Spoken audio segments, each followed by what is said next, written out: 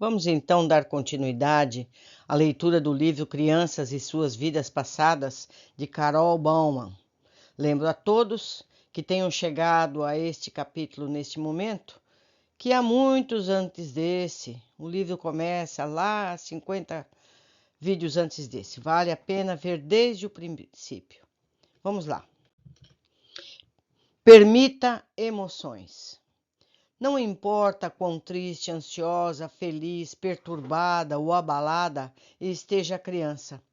Permita que ela expresse totalmente as emoções de suas lembranças. Se ela está vindo à tona, porque assuntos traumáticos exigem solução. Talvez ela possa ser totalmente resolvida apenas falando no assunto. A solução pode envolver choro e até uma catarse completa, como também pode não haver nenhuma emoção. A criança pode estar completamente desligada da lembrança. Aconteça o que acontecer, sua reação deve ser a mesma. Permitir que a criança permaneça envolvida na experiência, enquanto a lembrança percorre seu curso. Isso é importante porque uma lembrança de vida passada emergente é um processo natural guiado pelo inconsciente. A maneira exata como o inconsciente funciona é algo que está além da nossa capacidade de compreensão, mas podemos confiar na sua sabedoria. Os terapeutas de vidas passadas confiam nisso. Todos os dias, caso após caso, eles observam o inconsciente arquitetar curas impressionantes. A sabedoria implícita no inconsciente é o pressuposto da sua profissão. Você pode confiar que o inconsciente do seu filho saberá quanto poderá revelar, quanto ele poderá suportar e quanto deve parar. Sabe o que é necessário para uma cura completa. Quando você permite a expressão das emoções, na verdade, você está deixando o caminho livre, permitindo que o inconsciente opere. Está permitindo que o milagre da cura espontânea através da vida passada aconteça. Você pode distinguir fortes emoções positivas quando o seu filho relembra sua vida passada. Una-se à felicidade dele, exultem juntos, explorem o motivo da alegria. Mas, se seu filho demonstrar emoções negativas, se está triste, amedrontado ou chora ao falar de uma vida trágica, faça-o sentir que você está solidário. Faça a criança saber que está ao lado dela. Sua compreensão a fará se sentir segura e a encorajará a se expressar abertamente. Ao terminar as lembranças tristes ou amedrontadoras, já terão perdido a sua carga emocional e logo serão esquecidas. Então, meus amigos, essa tendência de querer poupar a criança de uma emoção é negativa. Deixe que a emoção venha, seja ela qual for, porque assim que isso tiver se resolvido, isso passa, a criança volta a esquecer e terá uma vida normal. Por outro lado, terá se curado desse passado. Continuando. Se as emoções muito fortes ainda estiverem emaranhadas na lembrança, provavelmente você ouvirá falar de uma morte traumática.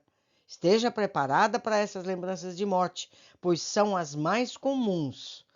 O que você vai ouvir pode ser perturbador para você, mas o que você sente não é importante. Não tente minimizar essas lembranças, nem impedir que o seu filho fale delas. Ao contrário, encoraje-o a manter as imagens e sentimentos na memória. Não tenha medo de que essas visões de morte sejam uma fixação mórbida ou alguma forma perigosa, pois não são. São oportunidades valiosíssimas para se desligar de um passado perturbador. É parte natural do processo de cura. Como os terapeutas de vidas passadas já demonstraram, passar novamente pelo momento de uma morte traumática liberta, reduz os seus efeitos negativos. Para a maioria das crianças, falar a respeito de um trauma da vida passada pode ser o suficiente para liquidar com fortes emoções negativas. Porém, outras crianças podem precisar de uma catarse completa. A catarse acontece quando as emoções e pensamentos reprimidos atingem um ápice e são liberados de uma só vez. A criança pode ficar com raiva, pode chorar, se debater, pode até chegar à histeria. Isso é bom. É a lembrança se soltando, saindo. Deixe que isso aconteça. Use o seu bom senso nessas situações, é claro. Se sua filha ficar histérica e começar a se debater, proteja-a para que não se machuque. Segure-a para que ela se sinta que é necessário, mas nunca tente fazer com que ela interrompa o processo. Sei que é difícil ficar assistindo seu filho lutar contra emoções tão violentas, mas esse clímax é o processo de cura. Nós queremos que a cura aconteça, não é verdade? É um momento crucial, em que se abster é o gesto mais amoroso que você pode fazer. Não tente mudar de assunto repentinamente, dizendo, bem, está na hora do almoço, para fazer seu filho sentir-se melhor ou para aliviar um pouco o seu próprio temor de que ele possa ficar preso a esses sentimentos negativos. Isso não acontecerá. A catarse levará apenas alguns minutos. Por outro lado, se a interromper nesse momento, retirará a criança prematuramente do processo e vai privá-la dessa oportunidade de libertação total de suas emoções perturbadoras. Ao chegar o término, ela sairá imediatamente daquele estado. Se a libertação for total, você saberá. Ela terá a aparência de um sol brilhando após a tormenta. Você verá seu rosto radiante, sentirá o frescor no ar ao seu redor, quando as nuvens da emoção se dissiparem. Sajig, segunda parte. Vocês lembram que nós fizemos a primeira parte, interrompeu, agora a segunda parte do caso Sajiv. A aceitação por parte de Elona de que Sajiv dizia permitiu que ele passasse por uma catarse radical. Voltemos ao ponto da história em que Sajiv lembra de ter sido baleado. Sim, fui baleado e morto. Estava tão perturbada com aquela questão que perguntei: como? Eram ladrões. Não tiveram intenção de me matar. Eu não estava fazendo nada. Um deles atirou em mim à toa. Estava no alto da escada. Primeiro ele matou minha mãe, que estava no térreo. Depois atirou em mim. Então olhou para mim e gritou com ódio na voz: Você não me salvou! Ele estava realmente furioso comigo e começou a ficar agitado. E gritou novamente: Você não me salvou! Aquilo me deixou aterrada. Tentei convencê-lo, falando calmamente, mas com autoridade. Não era eu, não era eu. Foi outra época, era outra mãe, alguém que eu nem conheço. Sajiv pareceu aceitar aquilo imediatamente. Passou a me contar o que aconteceu em seguida e disse: Então eu morri. Estava morto, mas cresci. Sabe o que eu quero dizer? Fiquei lá até que voltei a ser um bebê novamente.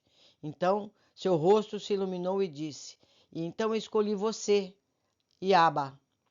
Disse aquilo como se fizesse um sentido para mim. Acredite-me, nossa família não costuma discutir esse tipo de assunto. Somos uma família judia tradicionalista. Acendemos velas todas as sextas-feiras à noite, mas não discutimos filosofia religiosa. Não sei nem se ele já sabia da existência de Deus naquela época. Então, quando ele disse tudo aquilo, me derrubou. Para mim, aquilo foi uma experiência real, muito além do conhecimento dele. O mais engraçado era a felicidade dele por ter nos escolhido como pais. Depois de falar sobre sua morte, como escolheu seus pais, ele perguntou alegremente: Já chegamos à pizzaria? Calma, respondi, estamos quase lá. Vejam só, meus amigos, como ele saiu de um assunto sério e passou imediatamente para uma coisa comum, como chegar à pizzaria. Entendem? Como é preciso que chegue o momento certo? As emoções precisam vir com liberdade. Não podemos interferir. Continuando. A atenção com que Elona ouviu o que Sajiv tinha a dizer sobre a sua morte permitiu que ele passasse rapidamente por uma catarse. que aconteceu quando ele gritou: "Você não me salvou! Você não me salvou!" Uma semana depois, Elona trouxe as lembranças à baila. Desta vez, porém, quando Sagiv contou sua história, não havia mais emoções envolvidas. Sua catarse havia sido completa. Seu ódio passara. E Elona passou a perceber uma mudança em sua personalidade. Cerca de uma semana depois, voltei a perguntar sobre aquilo, pouco antes dele dormir. Repetiu a história exatamente da mesma forma, mas contou mais detalhes sobre a sua morte. Repetiu que sua mãe não pôde salvá-lo. Entretanto, desta vez ele falou sem emoção. Mais uma vez afirmei que não era aquela mãe e que jamais deixaria aquilo acontecer. Ele ficou aliviado. Foi depois daquele dia que percebi uma enorme mudança em Sagiv, especialmente ao seu relacionamento comigo. Nunca fora uma criança amorosa. Estava sempre tenso, me empurrava para longe, não gostava de receber carinho de ninguém. Aquilo me magoava, porque sua irmã mais velha era uma criança muito afetuosa. Sagiv era diferente e não sabia dizer por quê. Teria sido algo que eu fizera? Mas imediatamente após ter me contado a sua história, ele mudou. Lembrou claramente porque me pegou de surpresa. Sagiv sentou no meu colo, passou os braços ao meu pescoço e disse: "Eu te adoro, mãe." Tornou-se muito carinhoso, passou a me abraçar. Era incrível. Hoje ele massageia minha nuca se eu estivesse tensa. É muito afetuoso. Pensando no assunto, percebo que ele me considerava culpada por tudo que havia acontecido em sua vida anterior. Estava furioso por eu não ter conseguido salvá-lo ou protegido do que acontecera, e carregou aqueles sentimentos até nascer. Após ter relembrado de tudo, dissipou finalmente o ódio, e desde então me abraça, me beija o tempo todo. É incrível.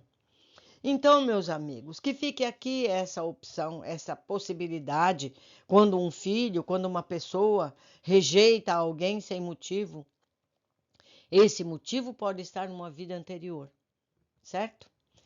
Então vamos estudar, vamos aprender, vamos dar oportunidade a essas pessoas a lembrarem e se libertarem dessas dores.